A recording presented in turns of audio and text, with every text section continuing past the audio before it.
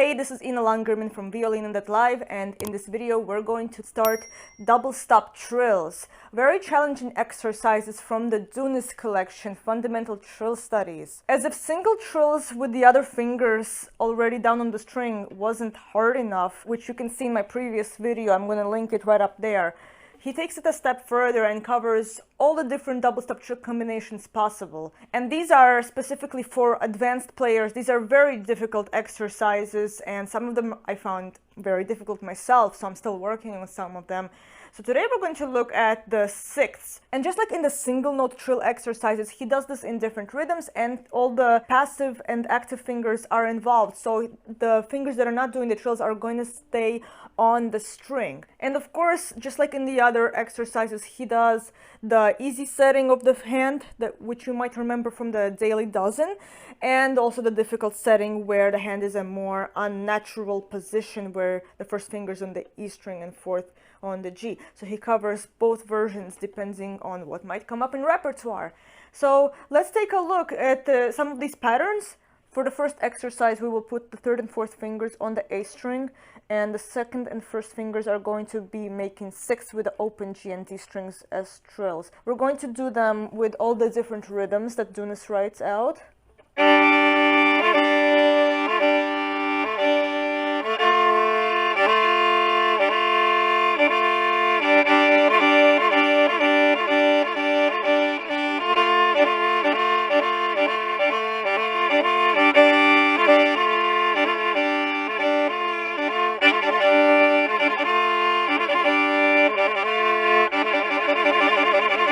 Counting here,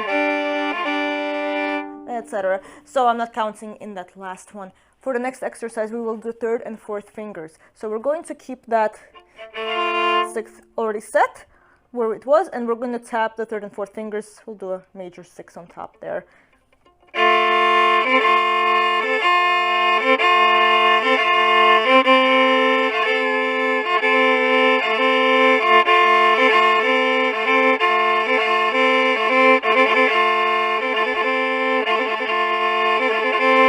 So on. Of course, you're going to do them on all the strings and with different combinations as is written here. And if you want an extra challenge, you can do the same kind of exercise with fourths, because they have the same finger combination, just kind of in reverse with the strings, right?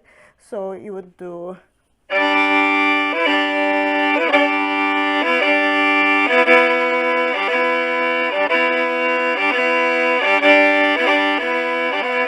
and so on. Okay, and now we'll just quickly cover the second and third fingers. So in this one, we're going to keep the first and fourth fingers passive.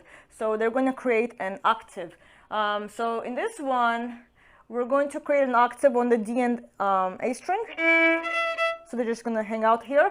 And we're going to be doing like this. So we'll have this sixth, G and D string, and then the second and third finger are going to go on also the same string. So...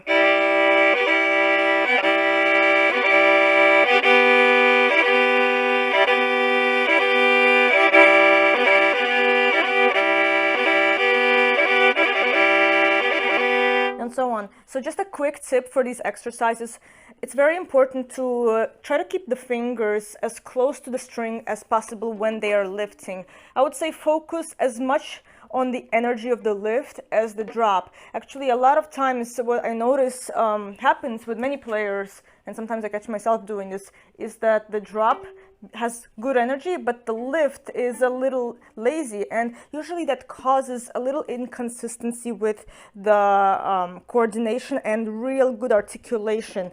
So also, if you have good articulation going down and not enough coming up, it can create extra tension. So actually doing the opposite really helps. So when you lift with a lot of energy and feel the drop as more passive. So it's kind of the reverse as what you would naturally think, most of us at least.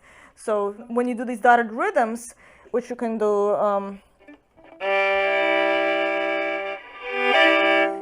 imagine the fingers are slowly approaching the string and then quickly releasing. So you can also practice it that kind of way. Slow.